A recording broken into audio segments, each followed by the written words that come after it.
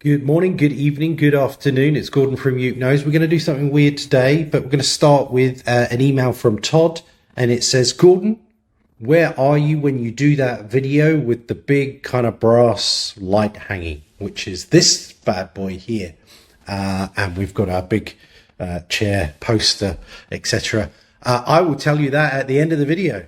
But what I'm going to talk about today is we're going to do something weird, which is I'm using Writesonic. So this is an AI tool that I use a lot. So it's like ChatGPT, but it does images, it does articles, all those kind of things. I think it's really, really good product. I subscribe to it. So what we're going to do is we're going to ask its ChatSonic function, what is the biggest stress for architects? Top 5 stresses for architects working in the UK. So let's put it into the prompt.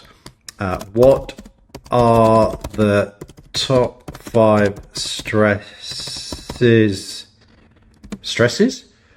for architects?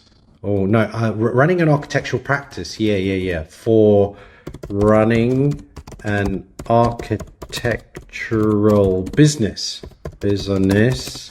in the UK. We need to say UK, otherwise they'll probably think we're in America or something. Don't know why it does that, but there, boom. It's doing something.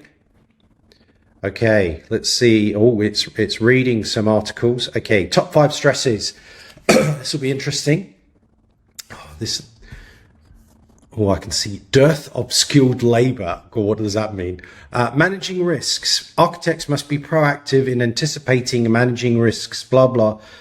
Not sure I agree with that one. Do we agree with that one? Managing risks? Yeah, but it's not like the top 5 stress. I think there's more. Finding clients. I think that's probably better, isn't it? Finding clients.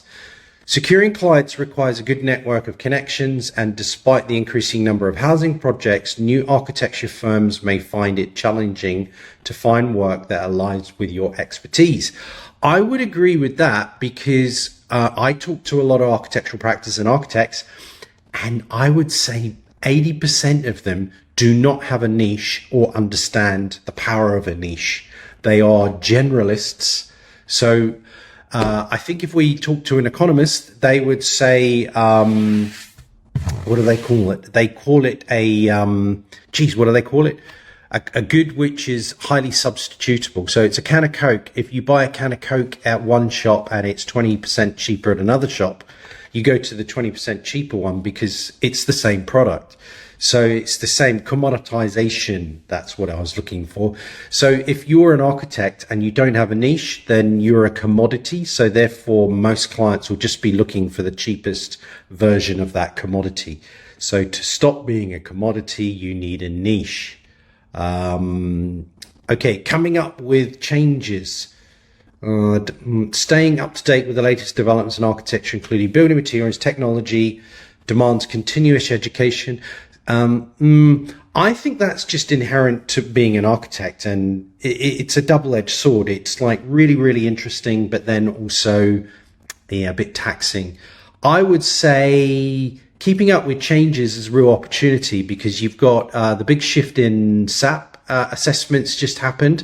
You've got the big shift in Part B, Part L, all of these kind of things. It's a really great opportunity to wrestle back command or control and be the expert in these fields away from your clients and other consultants, because the more complex a building project is, or a delivery or a planning, the more opportunity you have to shine into, because they can't go somewhere else. You can be that expert and potentially develop that niche. So I don't know about that. Dearth of skilled labor, shortage of technical skilled personnel exacerbates by factors like Brexit and adoption of building information possessors, blah, blah, blah, blah. Again, staff, I think staff is one of the biggest stresses, not having the right staff.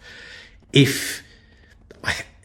suppose what I've read a lot about is owners of businesses and managers, they employ people who essentially are mirrors of themselves.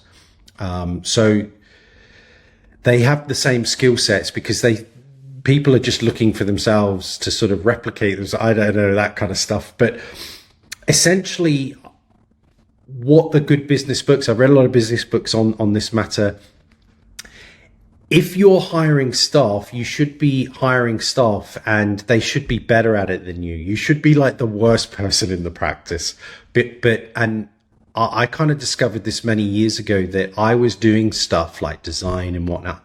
And there's a lot of architects out there thinking that, you know, no one does it like me.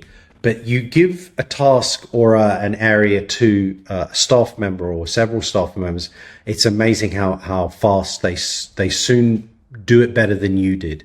And then you adopt that mentor role, and that's where owners of businesses should be. So dearth of skilled labor, I'm not sure about either. But yeah, I would say if you've got a niche and you're a good practice and you let people do the cool stuff, I think you will attract the right people. Client retention and new business development. Well, surely that's like finding clients. But again, that comes back to retaining and securing clients. See, again, if you've got proposal software and you've got your niche and you know what you're good at, then I think I'm not sure about that either. Etc. So if you got any ideas about this, do drop something in the comments to see if any of this actually makes sense, etc. And maybe that was helpful, maybe that wasn't. Who knows?